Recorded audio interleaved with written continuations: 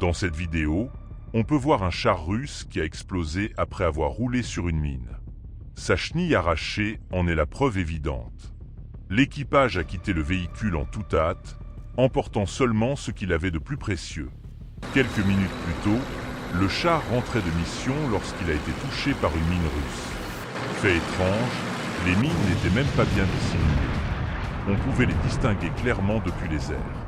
Nous disposons d'une autre vidéo filmée sous un angle différent où l'on distingue aussi des mines posées sur la route. Malgré cela, les conducteurs continuent d'avancer comme s'ils ne les voyaient pas.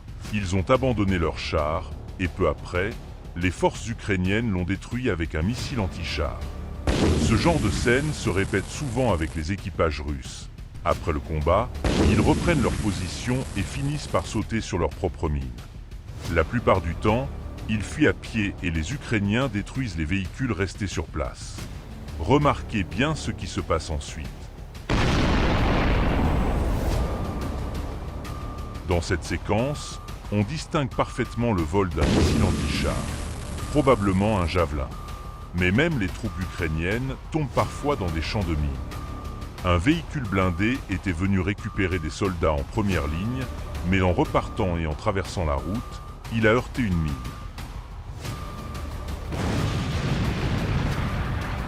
Il est probable qu'il y ait eu plusieurs mines à cet endroit, vu la puissance de l'explosion. Sur ces images, les Russes tentaient une contre-attaque, mais ont perdu tous leurs chars sur un champ de mines installé par les Ukrainiens. La ligne de front est saturée d'explosifs. Aucun des deux camps ne peut avancer rapidement. Les Russes ont miné de vastes zones, creusé de nombreuses tranchées et y ont placé du personnel. Les États-Unis prévoient désormais de fournir à l'armée ukrainienne des munitions à fragmentation, capables de couvrir de larges surfaces et de frapper efficacement des véhicules légers et des groupes ennemis. Cela pourrait transformer radicalement la situation sur le front et permettre aux Ukrainiens de progresser bien plus vite. Les forces ukrainiennes utilisent de plus en plus les lance-roquettes HIMARS et M270 pour détruire directement les équipements russes. La reconnaissance aérienne a localisé 2 systèmes d'artillerie BM 21 grades qui vont maintenant être visés par un missile HIMARS. Rappelons que le BM 21 grades est le lance-roquette multiple répandu dans l'armée russe. Le missile frappe sa cible, le grade s'enflamme, puis toutes ces munitions explosent les unes après les autres. Un deuxième missile HIMARS a détruit un autre lance-roquette grade BM. Peu après, un autre système similaire a été repéré à proximité et lui aussi neutralisé avec précision. Pour les forces ukrainiennes, ce genre d'opération est devenu presque une habitude quotidienne, un travail de routine sur le front.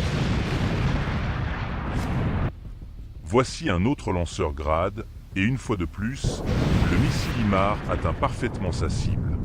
Cette fois, il s'agit d'un objectif bien plus imposant, un obusier automoteur russe 2S-19 caché parmi les arbres. Le missile frappe et le réduit ensemble. Un second 2S-19 subit le même sort quelques instants plus tard. Même un système d'artillerie Tornado, dissimulé dans la végétation, n'a pas échappé à la détection. Après avoir reçu les coordonnées, le HIMARS a lancé un tir de précision sur la position. L'impact, bien qu'à proximité, a suffi à neutraliser la cible. La puissance du missile M31A1 est énorme. Sa charge explosive peut endommager tout ce qui se trouve dans un rayon d'environ 150 mètres autour du point de détonation. Observez cette explosion d'une force incroyable. C'est un véhicule blindé russe qui vient de sauter. Parfois, les Russes remplissent ces véhicules d'explosifs et les envoient vers les positions ukrainiennes. Mais les Ukrainiens réussissent souvent à les faire exploser avant qu'ils n'atteignent leur objectif. Dans cette plantation forestière, l'un de ces blindés piégés a été stoppé. Il a pris feu, puis a explosé. Une détonation d'une telle ampleur pourrait raser un bunker renforcé. C'est pour cette raison que les Russes utilisent cette tactique désespérée. Voici une séquence assez unique. Les Russes ont abandonné en hâte un véhicule blindé rempli d'explosifs. Selon leur plan, le véhicule devait atteindre seul un bunker ukrainien et exploser à son contact. Cependant, Les Ukrainiens l'ont détecté à temps et l'ont détruit avant qu'il n'approche, à l'aide d'un missile anti-char. Autre exemple, un transport blindé russe avançait vers les positions ukrainiennes lorsqu'il a été touché par un missile anti-char. L'explosion qui s'en est suivie montre clairement que le véhicule contenait une grande quantité d'explosifs. Dans un autre cas, les Russes avaient chargé un vieux char T-55 avec 6 tonnes de TNT. Les Ukrainiens ont tiré dessus avec un lance-grenade, provoquant une explosion d'une puissance démesurée qui a soufflé aux alentours.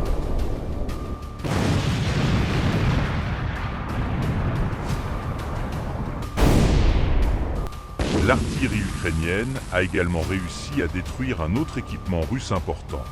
La reconnaissance a repéré un système de lance-roquettes multiples Ouragan, capable de tirer des projectiles non guidés extrêmement destructeurs. Les Russes l'utilisaient presque chaque jour pour bombarder les villes ukrainiennes proches du front, infligeant d'importants dégâts aux infrastructures. Mais avec un seul projectile de précision Excalibur, les Ukrainiens ont réussi à frapper directement la cible et à éliminer cette arme redoutable. Voici la destruction de 2 systèmes d'artillerie S-5, frappés par un seul missile HIMARS. Les Russes avaient dissimulé leur système anti-aérien Thor, M1 Gauntlet sous les arbres. Conçu pour abattre avions, hélicoptères et drones, il s'agit d'une arme très coûteuse, évaluée à près de 10 millions de dollars. Pourtant, les Ukrainiens ont réussi à en repérer la position et à le détruire avec une frappe d'une seule roquette. L'explosion incontrôlée des munitions prouve la destruction complète du système. L'armée ukrainienne dispose désormais de suffisamment de missiles HIMARS pour les utiliser activement dans sa contre-offensive, concentrant ses efforts sur la neutralisation de l'artillerie russe avant de lancer l'assaut principal.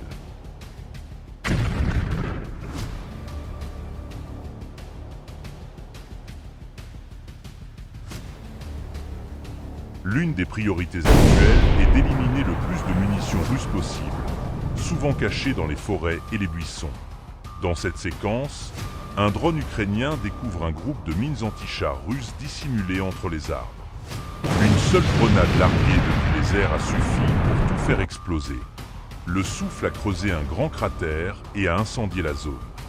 Plus tard, un vaste dépôt de munitions a été repéré dans des bâtiments abandonnés en périphérie de Donetsk. Une frappe nocturne précise du missile HIMARS a provoqué une série d'explosions spectaculaires, illuminant la ville entière.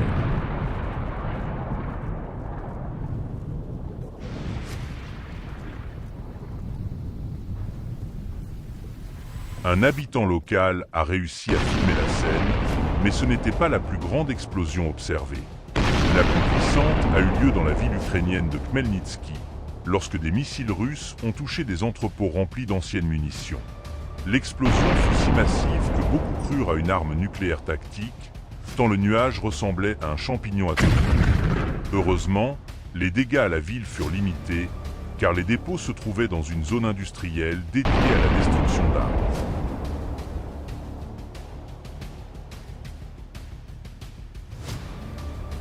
Craignant de perdre de grandes quantités d'armement en une seule attaque, les Russes ont commencé à disperser leurs munitions en petits lots, cachés dans les forêts ou les plantations.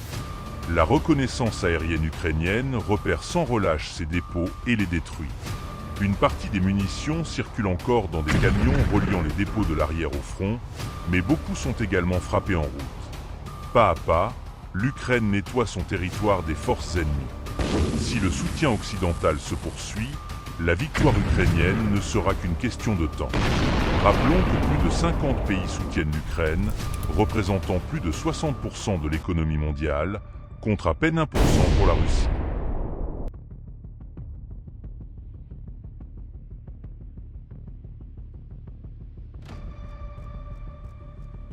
Tout cela montre que la Russie n'a pratiquement aucune chance de remporter cette guerre. Nous continuerons à suivre l'évolution de la contre-offensive ukrainienne. Abonnez-vous à notre chaîne pour ne manquer aucune de nos prochaines vidéos.